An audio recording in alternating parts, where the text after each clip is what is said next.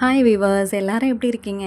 இன்றைக்கி வந்து நம்ம வீடியோவில் என்ன பார்க்க போகிறோம் அப்படின்னா, நம்ம க்ரீன் கலர் கத்திரிக்காய் இருக்கு இல்லையா, அதை வந்து ஸ்லைஸாக கட் பண்ணிவிட்டு அந்த ஃப்ரை எப்படி பண்ணலாம் அப்படின்றத தான் நம்ம பார்க்க போகிறோம். ஓகே, வாங்க வீடியோக்குள்ளே போகலாம்.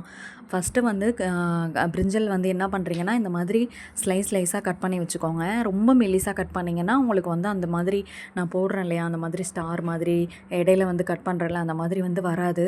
கொஞ்சம் ஓரளவுக்கு மீடியமான இதில் கட் பண்ணிவிட்டு அதுக்கப்புறம் வந்து உங்களுக்கு ஏற்ற மாதிரி இந்த மாதிரி வந்துட்டு உள்ளே வந்துட்டு இந்த மாதிரி கட் பண்ணி வச்சுக்கோங்க. இது ஏன் கட் பண்ணுறோன்னா, மசாலா வந்து உள்ளே போய் நல்லா ஊறி நம்ம சாப்பிடும்போது நல்லாயிருக்கும் டேஸ்ட்டு. இதுலேயும் இன்னொரு ரெசிபியும் இருக்குது. நான் அது இன்னொரு நாள் நான் வீடியோ எடுத்து உங்களுக்கு நான் போடுறேன்.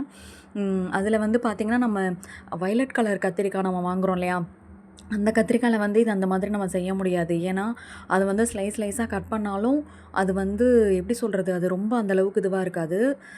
ஆனால் இது நல்லாயிருக்கும். இது சதைக்காயாக இருக்குது இல்லையா, அதனால் இது நல்லாயிருக்கும். சரி, ஓகே, வாங்க வீடியோக்குள்ளே போகலாம். எப்படி பண்ணலாம், மசாலா என்னென்ன தேவை அப்படின்றத சொல்கிறேன் வாங்க. இது வந்து ஃபஸ்ட்டு நம்ம வீட்டு மிளகாத்தூள் தான் நான் எடுத்திருக்கேன். அதுக்கப்புறம் வந்துட்டு மஞ்சத்தூள், உப்பு, இஞ்சி பூண்டு பேஸ்ட்டு வேணும்னா போட்டுக்கோங்க, அப்படி இல்லைன்னா விட்டுருங்க.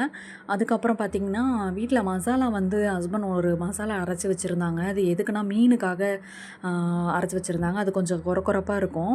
அது என்னென்ன போட்டிருந்தாங்கன்றது எனக்கு சரியாக தெரியல. நான் கேட்டுட்டு உங்களுக்கு இன்னொரு வீடியோவில் நான் அப்லோட் பண்ணுறேன். அது இன்னும் நல்லா இருந்தது. அது மசாலாவில் பார்த்திங்கன்னா, மேலோட்டமாக பார்க்கும்போது தனியா, அதுக்கப்புறம் காஞ்ச மிளகா, அதுக்கப்புறம் வந்துட்டு வேர்க்கடலை இதெல்லாம் வறுத்து இருந்தது.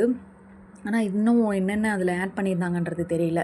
அதுக்கப்புறம் அந்த மசாலா எல்லாமே போட்டு தடவிட்டதுக்கப்புறமா ஒரு தவாவில் எண்ணெய் ஊற்றிட்டு அதுக்கப்புறம் அந்த மாதிரி வந்து ஃப்ரை பண்ணுறதுக்கு எல்லாமே எடுத்து போட்டுருங்க.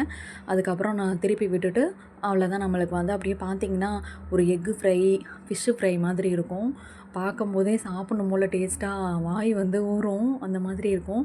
அதுக்கப்புறம் வந்துட்டு நெக்ஸ்ட்டு இதை ஃப்ரை எடுத்துகிட்டு அதுக்கப்புறமா ஒரு ரசமோ இல்லை வந்துட்டு ஒரு சாம்பார் அந்த மாதிரி ஏதாவது ஒன்று வச்சு நீங்கள் சாப்பிட்டிங்கன்னா அல்டிமேட்டாக இருக்கும். அந்த மாதிரி ட்ரை பண்ணி பாருங்கள். எங்கள் வீட்டில் நான் என்ன சமைச்சிருந்தேன் அப்படின்னா, ரசம் தான் வச்சுருந்தேன். ரசம் வச்சுட்டு அதுக்கப்புறம் தேங்காய், அப்புறமா இதெல்லாம் போட்டு வந்து ஒரு துவையல் மாதிரி அரைச்சிருந்தேன். அதை வந்து நல்லெண்ணெய் ஊற்றி சாப்பிட்டோம். நான் அல்டிமேட்டாக இருந்தது, நல்லா இருந்தது. அதுக்கு இந்த மாதிரி ஃப்ரை வந்து பண்ணி சாப்பிடும்போது ரொம்ப சூப்பராக இருந்துச்சு.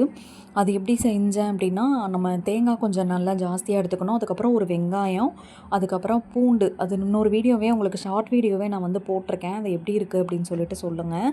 அது வந்துட்டு அதில் வந்து நீங்கள் செக் பண்ணிங்கன்னா உங்களுக்கு அது எப்படின்றது ரெசிபி வந்து வரும். நீங்களும் உங்கள் வீட்டில் இதே மாதிரி ட்ரை பண்ணி பாருங்கள். லஞ்ச் பாக்ஸ் வந்துட்டு காலி ஆகிட்டு தான் வரும். ஏன்னா அந்த மாதிரி அல்டிமேட்டாக இருக்கும். கண்டிப்பாக பசங்களுக்கு இந்த மாதிரி நார்மலாக ஃப்ரையோ இல்லை உப்பு காய் அந்த மாதிரிலாம் செஞ்சு தருவாங்க. கண்டிப்பாக பசங்க சாப்பிட மாட்டாங்க. கண்டிப்பாக இதே மாதிரி ட்ரை பண்ணி பார்த்துட்டு எப்படி இருந்துச்சு, பசங்களே கேட்டாலுமே அவங்க வந்து டேஸ்ட்டாக இருந்துச்சு தான் சொல்லுவாங்க. திரும்பவும் எனக்கு லஞ்ச் பாக்ஸுக்கு இதே கட்டுன்னு சொல்லுவாங்க. ஸோ இது மாதிரி ட்ரை பண்ணி பாருங்கள். வீடியோ பிடிச்சிருந்தா லைக் பண்ணுங்கள், ஷேர் பண்ணுங்கள், சப்ஸ்கிரைப் பண்ணுங்கள். Okay, think positive always. நல்லதே நினைப்போம், நல்லதே நடக்கும். தேங்க்யூ ஃபார் வாட்சிங். பை.